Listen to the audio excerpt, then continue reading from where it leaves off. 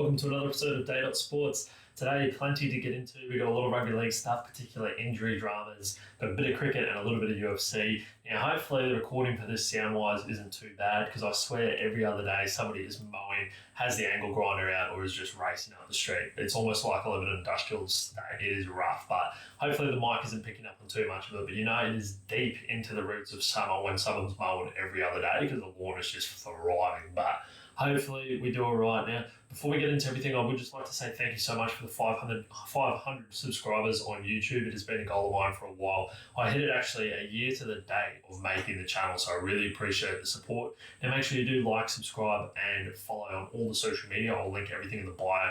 Again, appreciate all the support. It goes a long way. And like I have been saying over the last few weeks, I will be giving away a rugby league jersey to one lucky person. That giveaway is going to be happening over on Instagram, so you've got to make sure you are following on there so you don't miss it. We'll make announcements on here and everything, but it will be happening over there. So again, make sure you do follow on Instagram and go from there.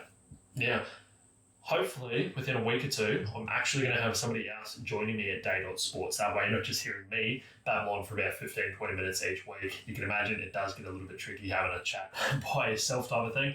This channel has changed, quite a bit over the last year. It kind of started out, honestly, as like a fantasy type of thing. Pivoted quickly to kind of tips and whatever else, and then kind of into a full-blown podcast. So, that's kind of where we've ended up, and, it makes it so much easier being able to actually chat and bounce off somebody else. But getting straight into everything. So there is trouble in Tiger Town. Tigers fans around the nation have some serious head noise after news reports coming out that Jarome Luai has been sent for emergency scans on his injured leg. So they have been away in Queensland, I think, doing some sort of like training camp, army camp type of thing. The general pre-season kind of stuff that they always do. Not too sure if it was some disgruntled Queensland fan after last year's Origin loss that's tripped him over or what's going on there. But injury on the leg, so that's not great. The club is saying that he should be good to go for round one. But how much more bad news could one club take? It just gets worse and worse and worse for the Tigers. Every single time there's a glimmer of hope, it all just fades away so quickly. 3 spoons on the trot, a couple of good signings, a lot of hype around Jarome and everything that he's able to do. And it's not looking good. Nah, it should be okay, but obviously he's a winner and he's the co-captain, and you need Luai firing on all cylinders from kickoff on round one. There is, like I said, so much hype around him coming into this club. He is the saviour that they need. And I've said it for a little bit now. I feel like if the Tigers can string a few wins together, I reckon they're going to start really building momentum, a little bit like the Bulldogs did last year. I think, in the next couple of years, they probably could build up towards something like that. Whether this season's it, probably not, but it definitely helps with the guy like Luai coming into the team.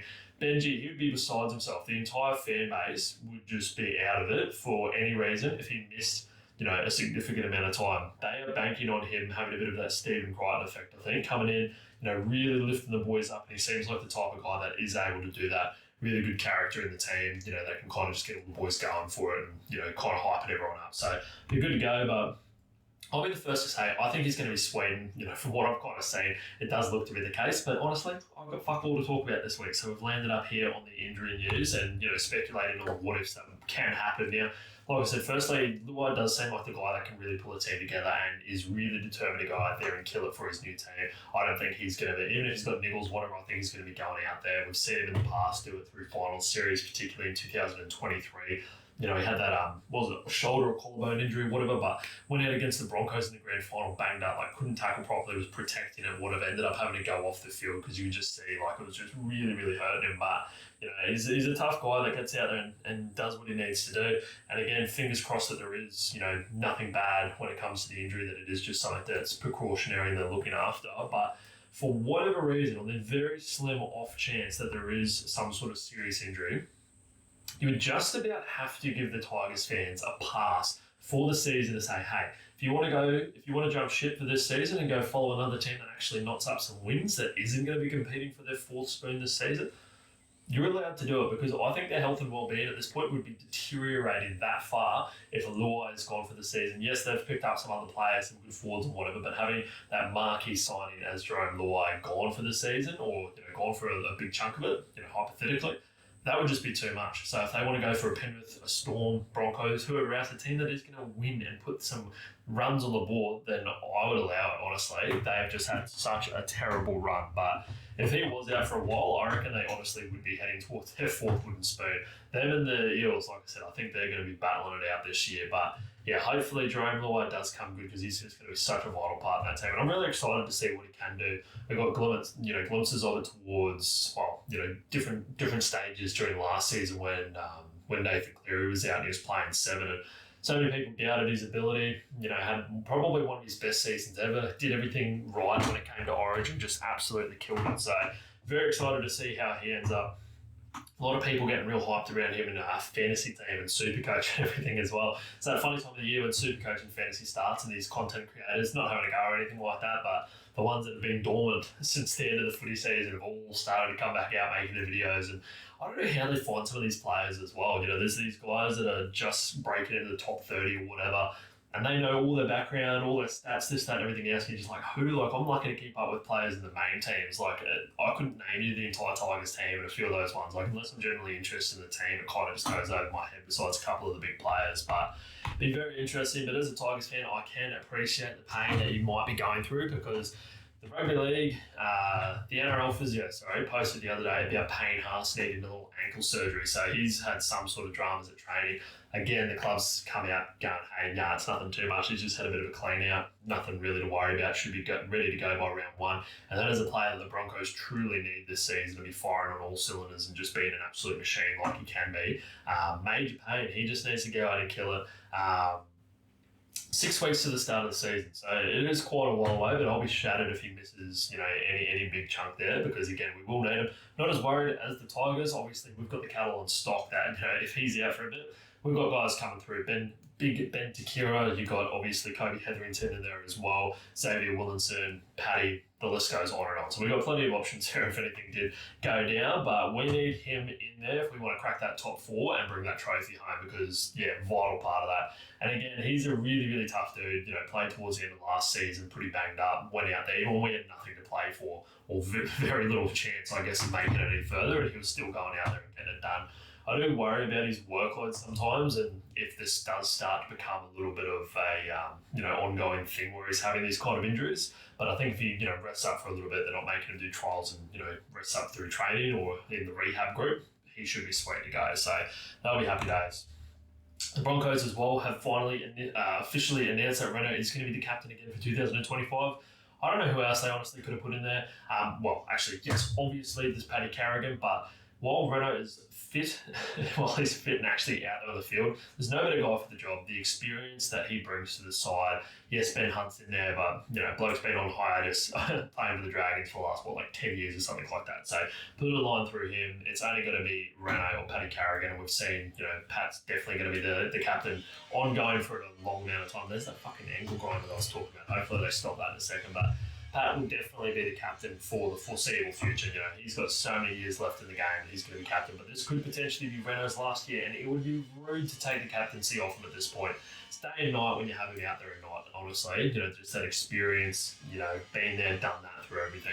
Well, I guess besides maybe Origin, but yeah, he's the man for the job, and you just want to see the little general getting around it. You saw all the boys coming out as well, giving him a massive amount of support on social media. So it looks like the playing group, at least to the media, is really together, unified. It's all the drama last year with actually Paddy and Reno, with a bit of push and shove. We haven't had any of that. The only thing they've done is gone to the Luke Combs concert and they're doing shoeies out of Cowboys boots. So if that's not bringing a team together, I don't know what will. Now, the other night, we had the Big Bash League final. So the Hobart Hurricanes, they got it done against the Sydney Thunder, winning their first BBL trophy. So good stuff for the Hurricanes. Now, when the season started, I had no hope for the Canes at all. I think they barely racked up 100 runs, I think, on their first game. I was like, well, put a line through them, they're terrible. But then they just started pumping teams. And Ricky Ponting, he was out there, giving them massive props the entire time. But he loves the Tasmanian team, loves Tasmanians. He's just all about that Tasmanian type of thing. So, of course, Punter's going to jump behind his local team. But yeah, they just started getting into teams. And a few weeks ago, I kind of dropped off the BBL interest a little bit. One, there's just so many games on all the time. It's so crazy that, again, the season just disappears on you. But the Brisbane Heat, they got knocked out a few weeks ago. I think they needed to win 2 from 2. One of those games, I believe, was against the Hurricanes. We put on something like 200 runs or near 200 runs, and they managed to mow that down with relative ease as well. So they've shown that they've got the ability to score massive runs when needed and just kind of run down those teams. And it did look like in this final, it looked like the Sydney Thunder got off to a great start. I think the opening partnership, they racked up something like 100 runs, I think, before the 10th over, or it was thereabouts anyway. So they put on quite a good total. I think they ended up with 180, 183 or whatever it might have been. So that is very good score and very defendable. They've got the runs on the board. They just need to go out and bowl half decent. So it was looking like the Canes might have kind of already lost it in that first innings there. But one guy just goes, yeah, no worries at all. I'll score the fucking runs in 10 overs, honestly. So Mitchell Owens, he came out. He thought he was playing T10 cricket or something because he just started blasting them on the left, right and centre. Boundaries flying all over the place. I forgot he hit something like 11 sixes, just went wild with the bat. He scored 50 runs off, I think it was like 17, but it was like barely any balls at all. And then it equalled the fastest century in BBL of 39 balls, which was ridiculous. I think it was on his 37th ball. He just about scored the six with that. Hit a fucking belter. Very, very flat. Didn't quite make the boundary. He got a 4 off it, but he was so close. But equaling it was ridiculous. He just went ballistic, honestly. So that quickly stomped out any chances that the Thunder had. So big ups for the Hurricanes. Enjoy the victory, the Mad Monday, and particularly for Mitchell Owens, well in sun, because he just took it upon himself to get it done. And I think they've come close a few times, so they finally got that. I did see that, yes, the Melbourne Stars are the only ones that have never won a trophy, which is ridiculous a lot of the time considering the team that they've got on paper. If you had a look at that compared to the Hobart Hurricanes, for example, you'd just be like, oh, that's not much doing there. And it's so funny as well, images from many, many years ago, Mitchell Owens being in the crowd supporting the Hurricanes. So I can't imagine going out and just being the hometown hero in front of, that Hobart crowd. That would just be ridiculous. They literally might build them in a statue because they don't have a whole lot of heroes outside of Payne when it comes to the cricketing world. Good stuff from them. Yeah. BBL's over for another season. That's great. We obviously had the Border Gavaskar Test match series over the summer of cricket, but the final the other night just doesn't quite scratch the sides. And tomorrow we've got a little bit more tests kicking off. So we've got Australia versus Sri Lanka. That kicks off, like I said, tomorrow with a nice little starting time of 2:30 here in Queensland. So that's just perfect. A lot of time with those test matches, unless you've got time off over like Christmas breaks or whatever, you miss just massive chunks of it. Obviously, it's starting in the morning, kind of runs throughout the day. And if you're at work, it's not really going to be too much you can do about it. But in this case, it just works out perfectly. You only miss maybe a couple of hours and then you can just park up in the evening, sit back on the couch and just enjoy it. One of the best things about this is Seven finally picked up the rights for it, which doesn't really happen a whole lot, with a lot of the overseas contests, and it can be even sometimes a little bit hard to watch on KO. So Seven have it, I think it's on like 7 Plus or 7 Now, one of those ones, I'm sure you'll find it. But it being free, accessible to more people is just great. And I think as well, like the test match and just cricket in general, I think is just, obviously it's a massive sport, don't get me wrong, but I think even in Australia it's starting to blow up a lot more.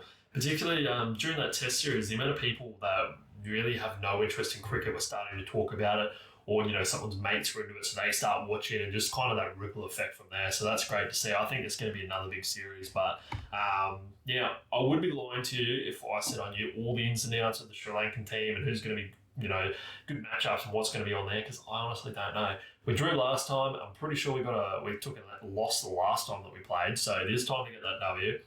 The Aussies, they have shaken up the batting order. They came out, I think it was this morning or yesterday, pretty much just saying that Travis Head has been confirmed to be opening with Uzi, which I love. A lot of people are saying, oh, why is Uzi not getting dropped and whatever? And it's like, well, he plays really, really well in the subcontinent. Great player of spin. He'll just be sweeping people for days. Like, Uzi will just be all over it. So I've got no concerns there. The real question, though, is where the wonder kid Sam Constance is going to end up. He's been on everyone's lips, throughout this summer. Obviously, everything that he did against India. He's going to be over there anyway, so you never know. He could be potentially put into that second game. They might just be seeing how things go with Travis Head opening. I think he's going to smash it. But Sam Constance, I think honestly he's probably not going to get a start in this. I think they're going to bring somebody else into that middle order to replace Travis Head, like McSweeney or something like that. Josh Inglis, I think, is around the squad and whatever. So there's a few options there. I think the bowlers might be fighting out for that kind of last spot. Obviously, we've got quite a few spinners over there. I think it's a toss-up at the moment between Todd Murphy and Scotty Boland, who might be getting to go. I think they're probably going to go with Todd Murphy, to be honest. So it'd be a bit unlucky for Scotty, but it's just the type of pitches they have over there and the type of cricket they play. So we'll see how that goes. They should be announcing the actual team probably tomorrow or the next day. Well, actually, yeah, it would have to be tomorrow. So very interested to see that. So after this information probably won't even be relevant by then, but cross those bridges when we get to it. But yeah, so Sam Constance, he'll have his time. He's 19 years old. He has literally forever to play. So missing a test or two is really not going to be the biggest deal. I think I saw Steve Smith coming out and just saying, yeah, it's going to be great for him to get the experience over there, traveling around with the team in the nets, getting practice in and everything. So either way, and I reckon he's just going to be stoked to be there, to be completely honest, and just getting to travel around with the team. Like the experience that would be sick. And then you got Travis Head. So yes, Sam Constance, he came out against Boomer and rattled the bowlers and changed everything up and having everything going on. But Travis Head might actually be better than Constance when it comes to that. His attacking batting style is just ridiculous. You're going to have Uzi down one end that's just going to play nice strokes. He's going to be travelling along well, probably score 100 runs off playing 250 balls. He travels along, at a nice steady pace. And then you're going to have Travis Head that's probably going to hit a six off the first over, be smacking fours boundaries, really roughing up that first ball and getting in the bowler's head. So I think that's what he's going to be doing. He's the perfect guy. He's only opened up a few times and there was boundaries flowing off that. I don't think you're going to change that man's batting style. He's got one gear and it's go, and he's just going to blast him. So very keen to see that. So yeah, again, that starts tomorrow at Arvo. So that's just going to be perfect. Make sure you do tune into that. Again, I think there's going to be a lot of people really getting around it, and I think a lot of people are going to be frothing Travis Head in that opening position, especially if he can rack up some runs. So that will be very good. And I guess we do have Steve Smith, depending on who's batting first, to bring up those 10,000 test runs as well. So that's going to be a massive achievement. Still spewing that he's not able to do that here on home soil, but it's just one of those things. Lastly, there is a UFC Fight Night that is happening very, very, very early on Sunday morning. Can't say I'm probably going to be getting up for it. I might literally catch the last card. Back in the day, I would have got up literally. When's the prelim start? Starts at midnight. Back in the day, I would have got up, watched all of it, honestly, but I just don't have it in me anymore, especially with the fighters that are kind of leaving. So the other day, Tony Ferguson left and a few of these iconic guys that have been there forever. Yeah, it's a changing time, but we've got Israel Adesanya versus Imanov. So that's going to be an interesting one. Pretty sure it's Izzy's first non-title fight since 2018, 19 or something. It has been a lifetime that man has just been in title fights on pay-per-view cards. Like a fight night, Izzy is unheard of. So I think it takes a lot of pressure off him, probably helps him, I hope, kind of get back in the groove. He's been training with Rob Whittaker, so it's nice to see those guys be very wholesome and squash the beef, something that you would have thought you'd never see. So that is awesome, but some great cards. So yeah, Izzy Adesanya versus Imanov. We've got Shara Bullet fighting. I'm pretty sure it's the only country that he's allowed to fight in, versus Michael Venom Page, which is a ridiculously fun fight. I think Shara Bullet smashes, but we'll get to that. We've got Pavlovich versus Jairzinho Rosenstruck, so that's another interesting one. Said Nurmagomedov versus an Oliveira, I can't pronounce his first name, and a couple of other guys, but I'm mostly just going to cover those top few fights here. Do not miss a single one on the main card of UFC 311, so follow me if you would like to get some tips. But I'm just going to go from Pavlovich upwards. I think Sergey Pavlovich is going to absolutely pump Jairzinho Rosenstruck. Rosenstruck, great kickboxer, good counter fighter. But Pavlovich is just a Russian destroyer. He's just going to go forward with that massive long reach. He has hammers in his hands, and I think he's just going to touch him. I think Jairzinho is going to be too slow. Pavlovich got starched by Tommy Aspinall, but that's probably the only guy in Cyril Gain that has that type of speed. So I don't think Jairzinho Rosenstruck is really going to bring that kind of striking and venom in his strikes. So the next fight, though, like I said, Shara Bullet versus Michael Venom Page. This fight, I think, is going to be a really fun one. Very, very interesting, wild stand-up fight. Like we've seen the highlights of Michael Venom Page and all the crazy shit he's done. And then you got the double spinning back fist of Shara Bullet in his last fight to get the KO. So I think Shara Bullet is going to get it done. I'm going to go decision, I think. I think these guys are just going to kind of feel each other around the feet for a while. This would be a far better fight if Michael Venom Page was 5 years younger, because I think it's his Shara Bullet's 30, Venom Page is 37, 38 or whatever. So I think he's starting to get towards that twilight of that career, especially in a weight class like middleweight. He's probably starting to get a little bit too slow for it. Definitely still dangerous, but I just don't think he has that kind of striking power, that kind of X factor that he might have used to have. But you never know with him. He can just pull out some crazy stuff. Then coming into the main fight, Israel Adesanya versus Imanov. This is kind of an interesting one. Imanov, I think if he tries to wrestle Izzy, it could potentially be interesting, but guys have tried that so many times. Izzy's not an easy guy to take down. He's very, very strong, has a great wrestling base as well, at least, enough skills to keep guys off him. And we've seen his striking. I truly think he's the greatest striker that we've ever had in the UFC, which is wild considering you've got guys in there like Alex Pereira, but when it comes to creativity, the ability to strike, the counter punching, just everything, the power even that Izzy has, I think is just going to be too much. So I think Izzy gets this done. I'm going to go with a TKO KO round 2 or 3. I just love to see a real free flowing Izzy that's not in a title fight, doesn't have as much to kind of worry about. You're not trying to retain or win a belt or whatever. Where he's throwing the elbows, doing spinny shit, whatever it might be. That's the Izzy that I'd like to see. And before we get into a heavier kind of betting season with the Rugby League coming up in a few weeks, again, make sure you are following so you do not miss any of that content, because there's going to be a lot more coming up. But I'd like to do a little bit of the week, a little tip of the week, and that is going to be Gary. That is going to be Nathan Lyon to get 2 wickets in the first innings or whenever they bowl against Sri Lanka. Yeah, I think he's going to be bowled into the ground, Gary, and I think he's going to be able to pick up 2, no worries at all. I think, what's that? It was paying about $1.36 or whatever it might be. So get around that. By the time this comes out, the game's already going to be started, so I guess it's probably not going to be particularly helpful, but just for reference, that is what's going to be happening. So nice, Gary is going to get it done. But yeah, that's pretty much everything for this week. Make sure you do like, subscribe, like I was saying. I'll catch you guys all next week, and have a good one.